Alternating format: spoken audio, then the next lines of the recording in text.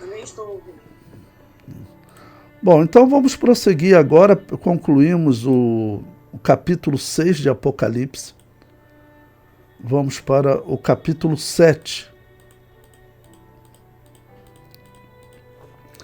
Bom, lembrando, o capítulo 6, ele concluiu no 6º selo. Então, resta um selo para ser aberto. E o capítulo 7, então, ele vai trazer uma particularidade, em primeiro lugar, sobre os israelitas durante a grande tribulação.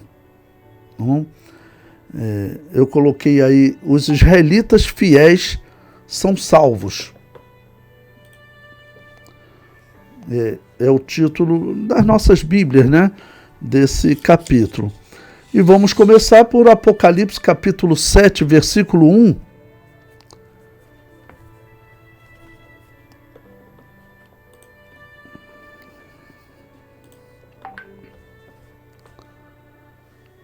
Que diz o seguinte: depois destas coisas, vi 4 anjos que estavam sobre os 4 cantos da terra, retendo os 4 ventos da terra, para que nenhum vento soprasse sobre a terra, nem sobre o mar, nem contra árvore alguma.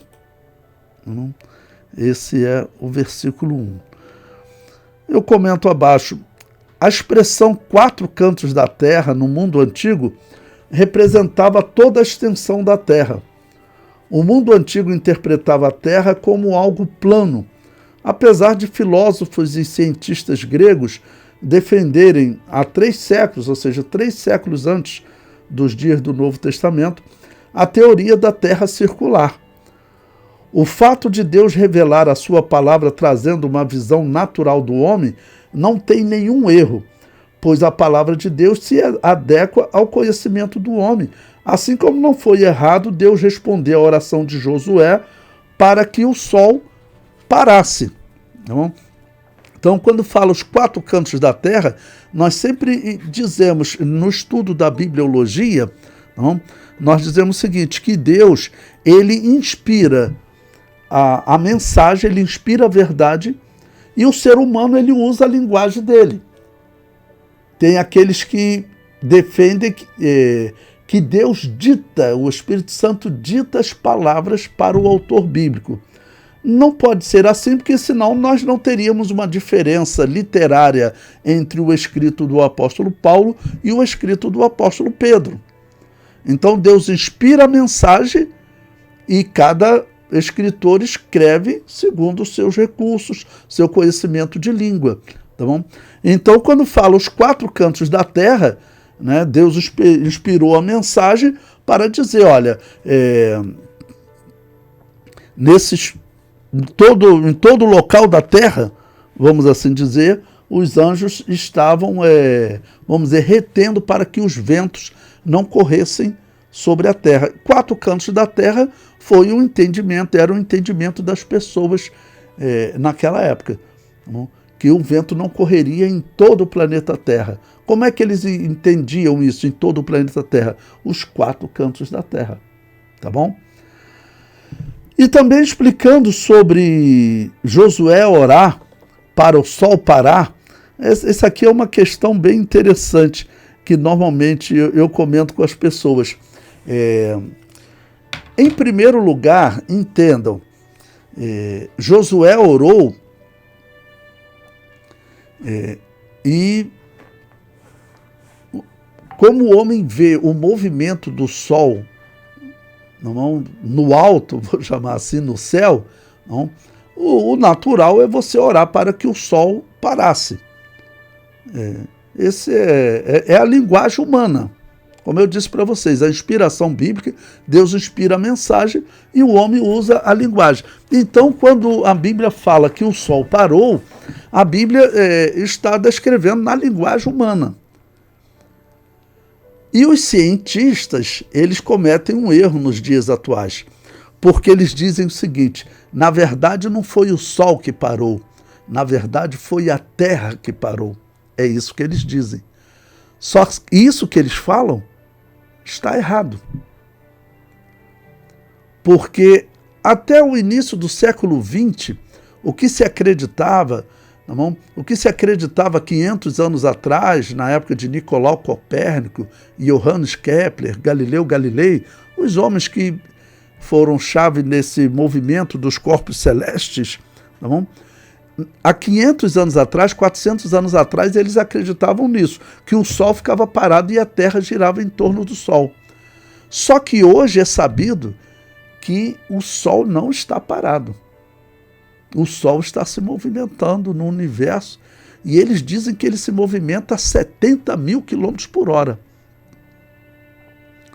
Então, para a Terra parar, o Sol tem que parar também.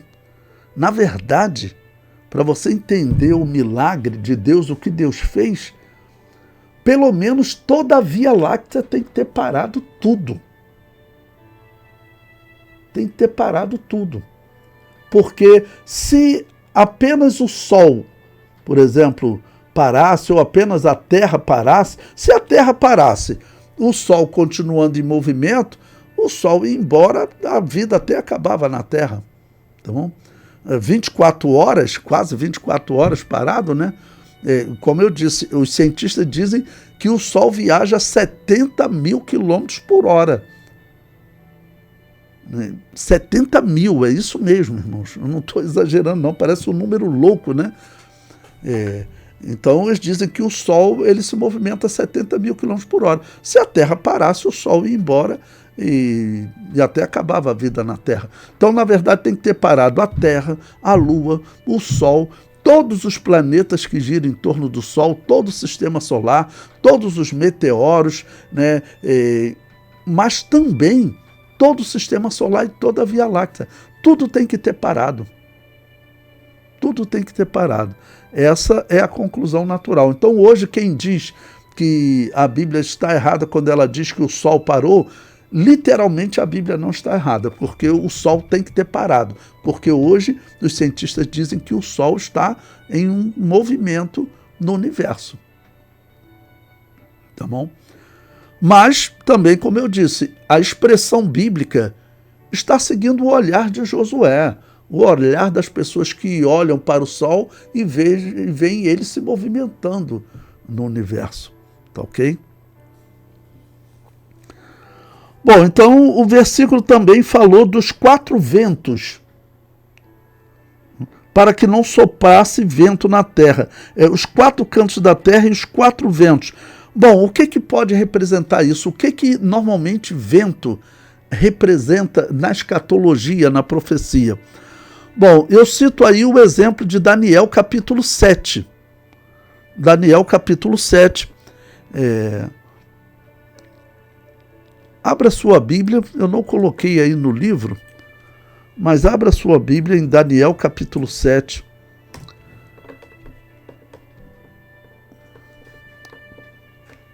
Eu vou ler os 2 primeiros versículos, que diz o seguinte: no primeiro ano de Belsazar, rei de Babilônia, teve Daniel na sua cama um sonho e visões da sua cabeça.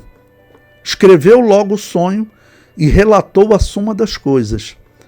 Falou Daniel e disse: eu estava olhando na minha visão da noite, e eis que os 4 ventos do céu combatiam no mar grande. Bom, o que significa essa expressão, né? O mar grande, para você poder entender, é o mar que faz fronteira com Israel. Claro que a revelação está toda ligada a Israel. Israel é um país litorâneo, né? Uma parte de Israel não tem acesso ao mar, que é onde está a faixa de Gaza, porém, mais ao norte, Israel ele tem acesso ao mar. Então, quando está falando do Mar Grande, certamente está se referindo a Israel, tá ok? O mar que banha o território de Israel. E no versículo 3 diz: e 4 animais grandes, diferentes uns dos outros, subiam do mar. Esses animais, eles simbolizam os adversários de Israel. Nós estudaremos Apocalipse capítulo 13 e todos esses animais aparecerão lá na besta final de Apocalipse 13, liderada pelo anticristo. Você lendo aqui, você continuar lendo, você vai ver o primeiro animal é um leão com asas de águia, depois você vai ver o urso, depois o leopardo e um animal indescritível e muito forte. Esses animais, você encontra eles na Segunda Guerra Mundial. Leão com asas de águia. E é um animal, leão com asas de águia. Olha que interessante, na Segunda Guerra Mundial, quem eram os grandes aliados? Estados Unidos e Inglaterra. Qual o símbolo da Inglaterra? Um leão.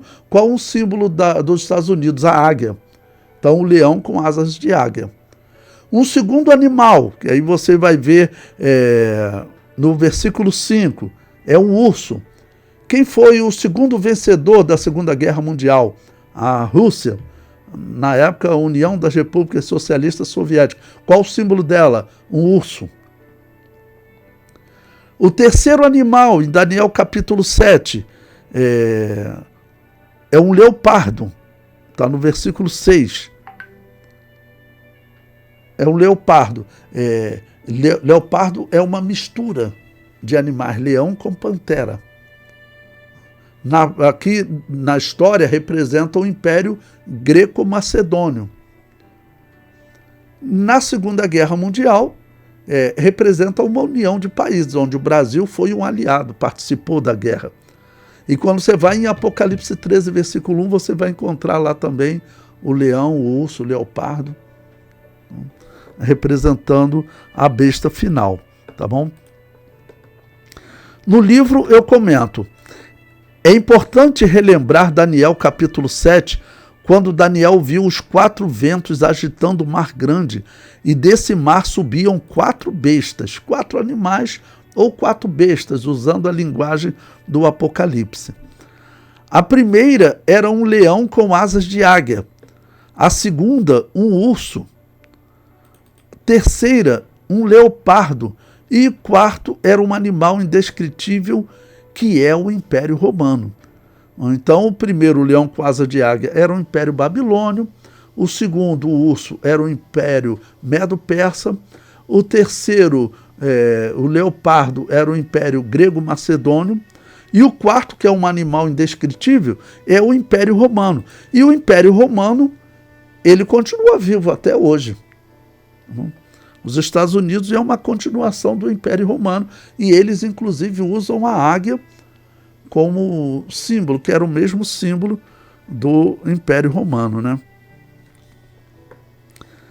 Sobre este império assentava-se a Babilônia apocalíptica, que é a religião romana nos dias do Novo Testamento, mas oriunda da Babilônia. Durante a grande tribulação, qual dessas bestas está em ação? Poderíamos chamar de uma quinta besta. Ela é uma continuação daquelas 4 bestas, porque elas agora estão unidas, e depois aparecerá uma sexta besta, que é a besta que sobe da terra. Bom, falar primeiro dessa que seria uma quinta besta, mas que na verdade é como uma quarta, porque é o mesmo Império Romano redivivo. Só que como vai lá em Apocalipse 13, ele aparece também o símbolo da Babilônia, da Média e da Pérsia e da Grécia e da Macedônia, ou seja, o último Império Romano, esse Império Romano redivivo, como a gente chama, ele traz malignidade de todos aqueles impérios. E depois aparecerá uma sexta besta, que é a besta que sobe da terra, que é uma besta que ela é vermelha e fala como dragão, que é a China. Que é a China. O símbolo da China é um dragão. A besta que, na minha interpretação, é os Estados Unidos, ela aparece lá, o leão, o urso, leopardo, tá bom?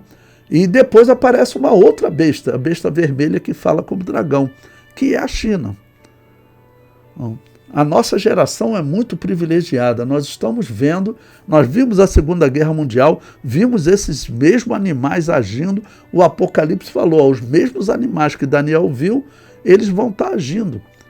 Né? Nós vimos eles agindo na Segunda Guerra Mundial. Vão estar agindo também na Grande Tribulação.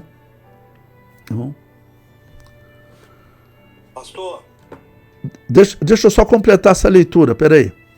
A quinta besta é o Império Romano, né, que é a quarta besta de Daniel 7, unido ao Império Babilônio, primeira besta de Daniel 7, ao Império Persa, segunda besta de Daniel 7, e ao Império Grego, terceira besta de Daniel capítulo 7.